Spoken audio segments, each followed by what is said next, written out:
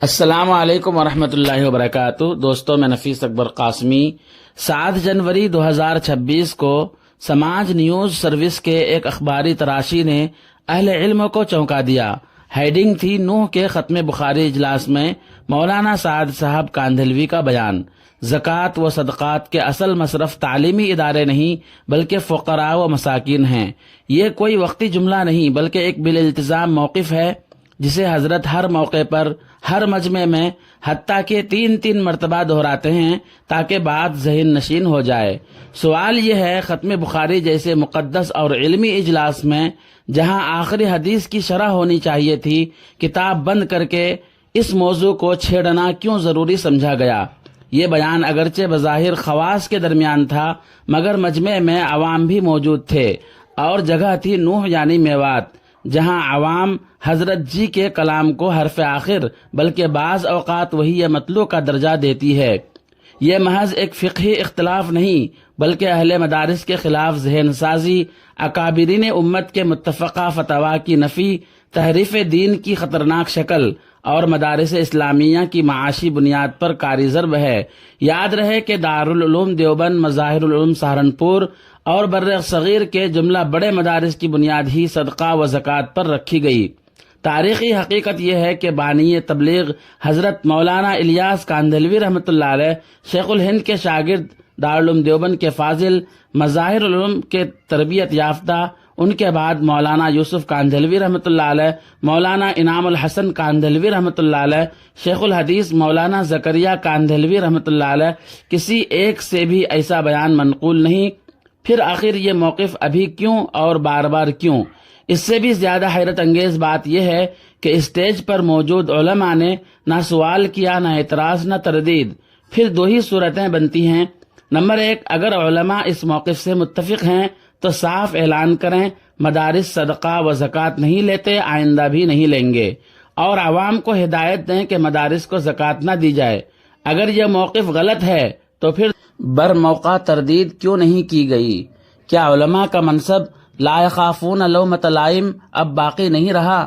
واضح طور پر اصل یہ ہے کہ دعوت و تبلیغ کا میدان الگ ہے اور مسائل و فتاوی کا میدان الگ۔ یہی ہمارے اکابر بالخصوص حضرت تھانوی رحمۃ اللہ علیہ کا منہج تھا۔ ماضی میں میوات کے اکابر علماء مرکز نظام الدین جا کر کھلے لفظوں میں غلط بیانات پر رجوع کرواتے تھے اور کہتے تھے بات مجمع میں ہوئی ہے تو رجوع بھی مجمع میں ہونا چاہیے۔ آج وہی جرأت، وہی غیرت دینی، وہی اجتماعی موقف کہاں ہے؟ الغرض دارالعلوم دیوبند کا 2018 کا موقف اور حضرت مفتی ابوالقاسم نعمانی صاحب دامت برکاتہم کا حالیہ بیان بالکل درست ثابت ہو رہا ہے۔ اگر آج بھی خاموشی رہی تو اندیشہ ہے کہ ہم سم بکم عمی فہم لا یعقلون کے مصداق نہ بن جائیں۔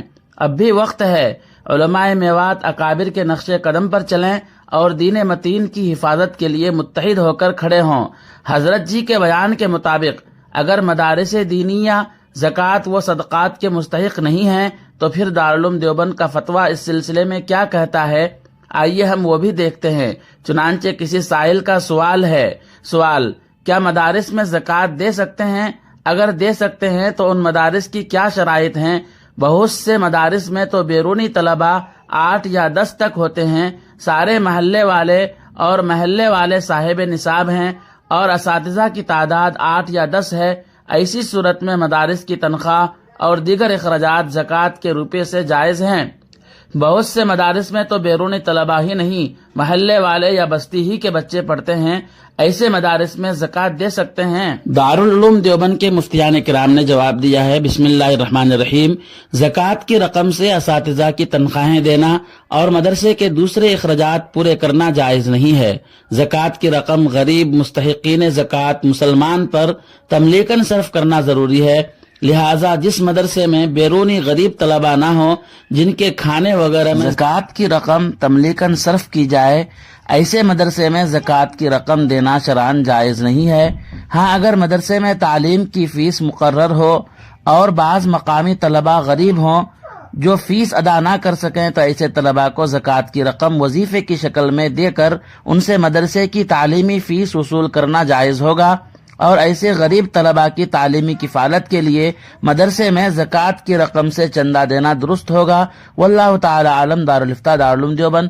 دوستو پھر ملتے ہیں جلدی ہی کسی نئی ویڈیو کے ساتھ۔ السلام علیکم ورحمۃ اللہ وبرکاتہ۔